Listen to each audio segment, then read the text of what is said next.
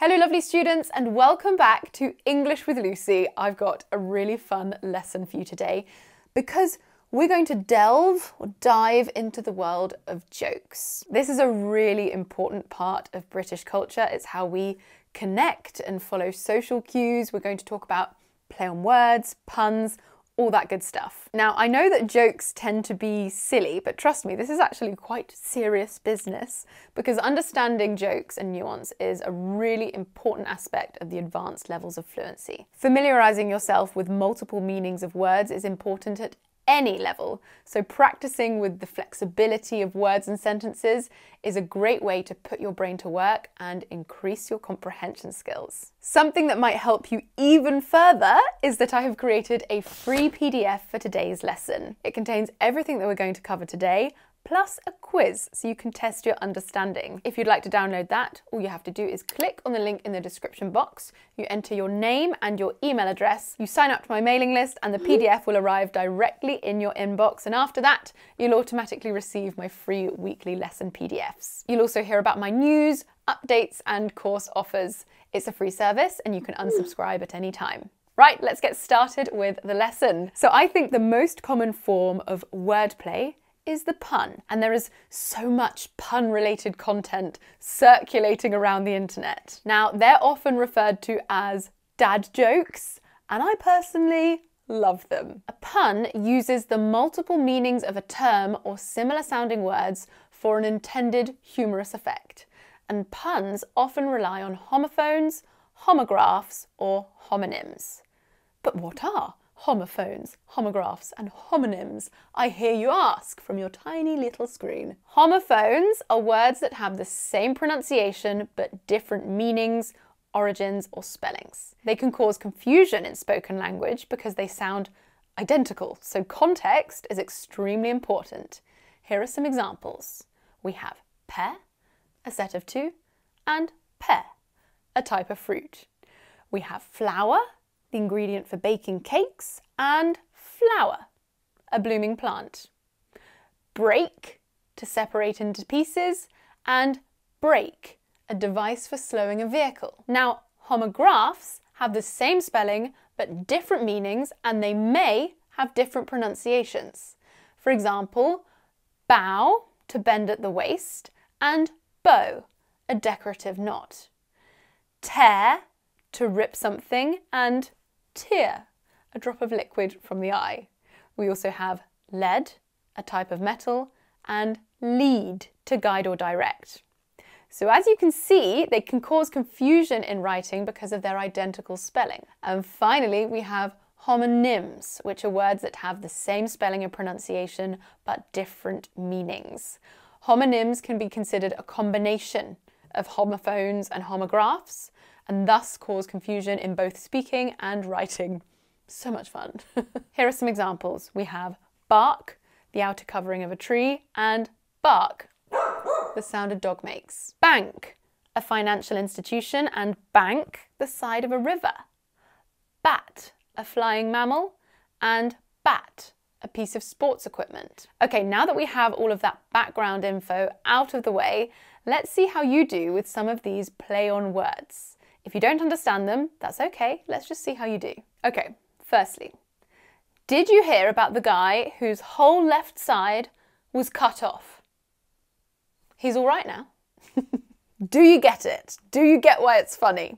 Okay, jokes are never as funny when you have to explain them, but that's why we're here, right? And that was a total dad joke. This absolutely hilarious pun plays on the homophones all right and all right. The joke is that the man who had his left side cut off would be in a terrible state, but the punchline reveals that he is all right, meaning he's doing well. All right also means only the right side, no left, because he's had his left side removed. He consists only of his right side, so he is all right. Wow, that is so unfunny now that I've explained it. Okay, another one. Did you hear about the bicycle that couldn't stand on its own? Yeah, it was too tired. Okay, this is a certified dad joke right here. Here we have the homophones too tired and too tired. We need to understand that too tired means exhausted, while too tired means having two wheels or two tires. the rubber bit on the wheels. The bike couldn't stand on its own because something with 2 tyres will obviously fall over, and something that is very, very tired will also fall over. So doubly funny, hilarious. Editors, please can you insert a laugh track? Thank you. Okay, next. Love this one. Why are postmen so unhappy all the time? Because they're given the sack every morning. My husband's in the background and he actually laughed a little bit. It was like a, do you ever do that when you see a funny video on your phone and you don't laugh, you just go, Now we can see how homonyms can also be used to make puns. Here we're playing with the double meaning of the phrase give the sack or given the sack. In this context, to be given the sack means to be fired or dismissed from a job. But the joke is that the postmen are given the sack every morning because they are provided with a bag or a big sack to carry the post in. Okay, next one. I love this one. My mum tried to make a joke about the TV, but it wasn't remotely funny. Okay, I guess rather than being a dad joke, this one's more of a mum joke. But here we're using the double meaning of the word remote. In this context, adding ly or ly to remote makes the adverb remotely, which means not at all. If something is not remotely funny, it's not at all funny. However, remote is also a shortened, informal way to say remote control. This, the device used to change channels on a TV. That is pure comedic gold, if you ask me. Not remotely funny.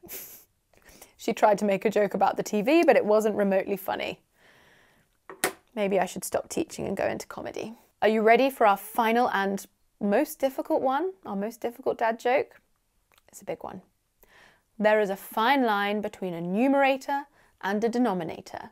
It's okay if you didn't get that. Only a fraction will understand. Okay, this is actually a 2 for 1. 2 pun alert, double pun alert. We have 2 puns in this joke. First, in mathematics, a fraction is a numerical quantity that represents a part of a whole, expressed as a numerator over a denominator. Part of the joke is that there is a fine line, which refers to the horizontal line that separates them in a fraction. But a fine line also means a very small difference. For example, there's a very fine line between confidence and arrogance.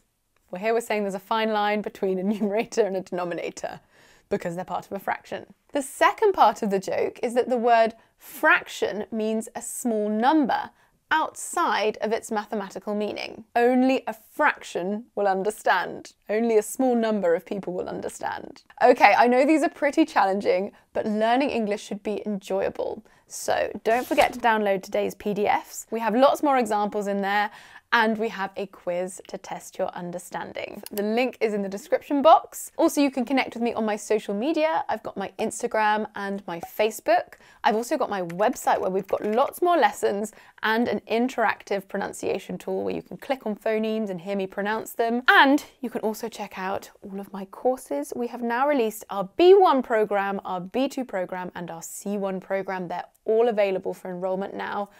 They are amazing, if I do say so myself. I'm incredibly proud of them and incredibly excited for you to take them and experience them.